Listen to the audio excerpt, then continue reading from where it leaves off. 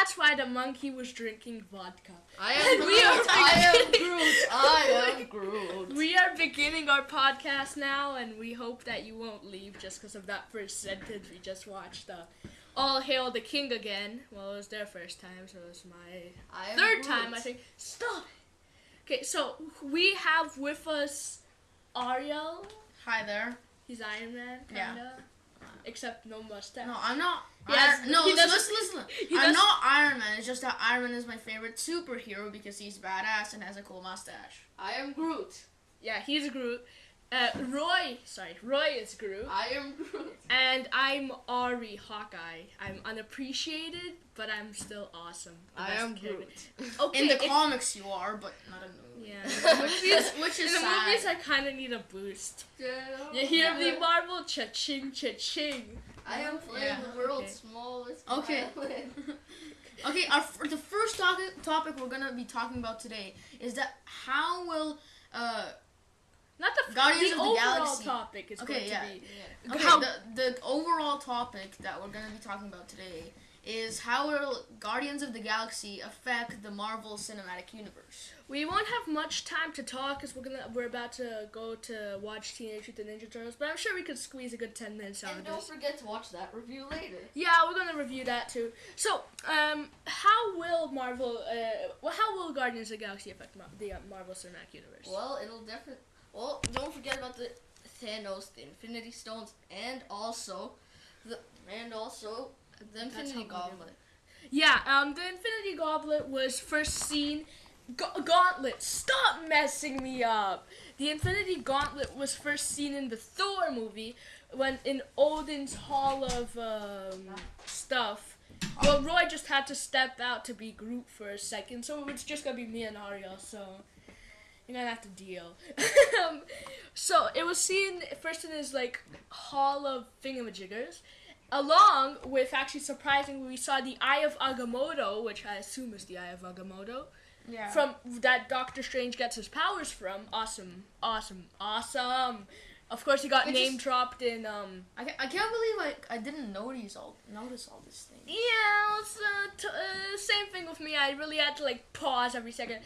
After that, there weren't that much Easter eggs in Thor. It was just, but that was really Easter egg filled. So yeah, we're really yeah.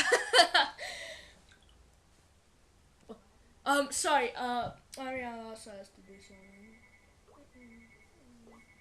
Okay, so we Doctor Strange, of course, got name dropped in Winter Soldier. Yeah. When what's his name? Come on. Something wrong with me today. Then we also saw the Eye of Warlock, which was it wasn't used much in the comics, but it has the same name as Warlock, so kind of get happy about that. Yeah. And there was a tablet of time and reality or something like that. That was used in the video games. I think it was a really big. I haven't seen it in the comics recently, but I'm sure it's important if it's in the movie. Some other things I'm sure got named. I'm pretty sure we're in here. Let me check. Second. Odin's Hall of. Odin's Hall.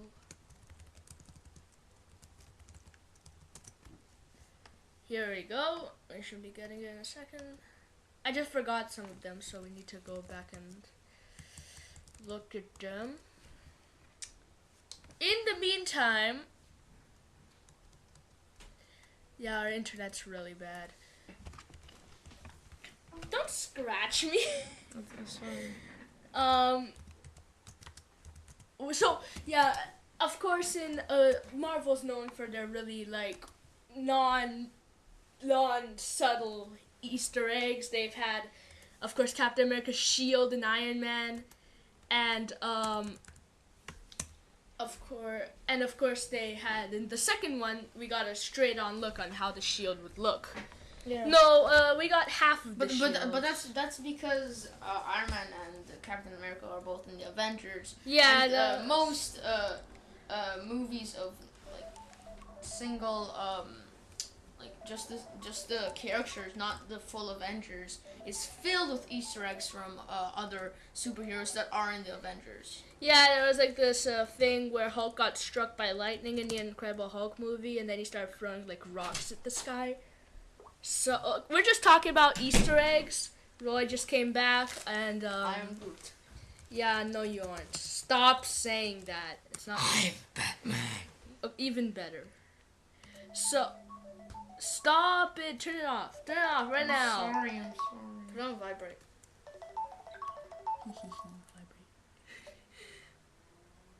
Oh, and we have of course, we have the eternal fire in Thor. Oh yeah. Can't forget that. Yeah, so here we have the Eye of Agamotto, the Tablet of Time and Space, Warlock's Eye, and the Infinity Gauntlet. Which all are really awesome. No, they're not equally awesome. I think that the Infinity Gauntlet and the Eye of Agamotto are the two I was most excited to see. I love Doctor Strange. Awesome character. I like time travel, so I'm the Tablet of Time. I don't think they're actually going to use that. I know that they're definitely going to use the Infinity Gauntlet and probably the Eye of Agamotto and maybe Warlock's Eye. But but they might not use use some of these other ones. They're just going to be there, kind of like. So Marvel fans could say, sure, maybe it wasn't in the movies, but it exists in this universe. That's what's awesome about it. Yeah. It does exist. Even. But of course, when we saw the Infinity Gauntlet in Thor, they obviously weren't planning to go as far as Thanos. This was just supposed to be a little thing, because as you can see, the Infinity gems are already in there. You see the red one, the green one. It was just a little Easter egg. I doubt that maybe it's the real thing, but it shouldn't be full. So I think that they just added that's into one way that Guardians of the Galaxy is affecting. Yeah, it's really like universe. bending Marvel's time. And speaking of bending time, let's go on to Age of Ultron. No, actually, I hope we don't bend time in this. Of course, we were talking. Nice. Yeah, it would be nice, but the comic was terrible. I swear. Yeah, it started off great. Did you read it? I did. Oh. Look at that. So, the comic started off great. It was Hawkeye hunting down heroes. Just because it started with Hawkeye doesn't mean it started. I know, but when I open the book and I see that, I naturally think, finally, Hawkeye's getting some popularity. Does he die? But that's in No, the he comic doesn't books. die. Oh. I know, That's in the comic know, books. but In the movie, he gets shunned. Still, of course, I said, I'm glad that it's not Wolverine and Iron Man being targeted on. Oh, you read the rest of it, so you know I was wrong. It starts with Hawkeye rescuing Spider-Man and bringing him into the rest of the Resistance in a post-apocalyptic world ruled by Ultron. Yeah. And then, of course, it cuts to Wolverine being sent back in time to stop Ultron from ever being made. I'm like, because that's the only way the X-Men can solve wrong? things. That's the only way how Marvel can solve all their problems. Not Marvel, X-Men. I know, But that's also a Think about it. It's just how it's just how Wolverine saves the day. He travels back in time, just stops everything. No, that's the thing. You know how he stops him? You know how he stops Ultron? He kills Hank Pym. And then he comes back in the future, because of course, killing somebody in the past, going back into the future isn't going to make anything wrong. He comes back into the future, and surprise, surprise, the entire thing has changed, and it's even worse than the Age of Ultron. So he goes back into the past to convince himself to stop from killing Hank Pym. But then he kills himself so that there won't be two Wolverines. That's why time travel is horrible. It's not horrible. It's just be really confusing. It is really confusing. Yeah. Especially for Marvel. I mean, they haven't even gone anywhere near time travel except for Days of Future Past. Oh, Days of Future Past, the book was great. I had no issues with that book. I know, that's my favorite comic book that I have. It's the second one that I have. I only have No, there are some really good time travel. There was this really good Avengers one where they were like sent through time, and I was like, all right. Yeah, so Avengers: Age of Ultron. How do you guys like? I know that in the San Diego. By the way, spoilers. We might be like openly ripping apart every single movie. So just spoiler alert before. Yeah. Woo. Okay, that's annoying. That's enough. So no, we're gonna keep it. So what we're thinking is there was a scene in of course Avengers, the preview in the Comic-Con trailer. They say that there was Tony Stark sitting and on his knees, and around him are like the Avengers dead or sleeping or whatever the hell. And you know how I see that being? I see that they're introducing the time gem in that one. Oh. And it's him going into kind of seeing a peek of the future, or that's just him having a nightmare. That's the two ways. They're not actually going to kill all the Avengers. Or they could go into the future. Or it could become a time travel movie. But no. So how is Guardians of the Galaxy going to affect? Yeah, going back to the main topic. Yeah. Yeah, but it's going to affect it a lot. It's only going to start space. It's only going to start probably. Yeah, that's the thing. That's the thing. I can proudly call it currently the Star Wars of this generation. Yeah. Star Wars Episode 7 I know, but out Star next Wars year. was already a theme and it already passed. But this generation, think about it. They had humor. They had interesting characters. They had a bad guy. Not as memorable as Darth Vader. Actually, I didn't like Ronan. No. Yeah. But still they bad guy. But when they brought in Thanos, that's... Yes, the Emperor style, like Thanos entrance was awesome. Thanos looked amazing in this movie. I have no complaints on Thanos' part. Really, when my parents watched this and like my family watched this, I saw myself, like, the names were so complicated. I saw myself explaining it to them, like, the purple one, the blue one, the green guy with the red tattoos. No, there aren't. No, he's not a bad guy. Just Google it. You know what? I'm gone. Did you talk about Howard the Duck yet? No, we have not talked about Howard. Alright, so the end credit scene introduced two characters, Howard the Duck and Cosmo, the Russian space dog. No, he was already in the movie before. Yeah, but it was from the collector. And of course, and of course, some of the Easter eggs we got in Guardians of the Galaxy. I'm not going to get all of them. Don't forget it. But did you talk about Adam Warlock's cocoon yet? No, that was in the after credit scene of Thor: The Dark World. Yeah. Oh, yeah. But right now we're talking about Howard the Duck. Yeah. So Howard the Duck is not gonna get He's not gonna get a movie. He is not. He's not gonna be. Not after the George Lucas film. He's not gonna be in a movie. He's not gonna get in a movie because no one likes Howard the Duck. Maybe. But he's like Rocket Raccoon. He was there for Marvel to say, "Hey, DC, look at us." Ha ha. But then DC's gonna one more thing. You know how Batman vs Superman was supposed to be released on the same day? Yep, they backed out. They backed out hard. Oh, by the way, fun fact, guess which movie's getting greenlit with DC? The Aquaman movie got 2 writers. Well, you know what? Also, this is I'm not saying Aquaman's a bad character, but he's been portrayed really stupidly a lot of times. And now that we know Jason Momoa, the big buffy with like the scar guy himself, is gonna be acting. I only see the Aquaman from like the 90s where he has a hook hand. And he's missing a hand. He has like an eye patch or something. And that was really stupid. That's why we try to forget the 90s. If it wasn't for the 90s, Marvel would still own all of their film properties. Yeah. They become bankrupt and they have to sell all of their stuff, and that's why we can't have an Avengers versus X-Men movie. Speaking of an Avengers versus X-Men movie, there is never gonna be one. Sorry to disappoint you. Unless somehow they will try and make an agreement. Like what they did with Quicksilver. Unless if they make some sort of Marvel's really upping their comics. Obviously, Disney has a really big say in the comics now. Yeah. So they actually are changing so much things from mutant to Inhuman.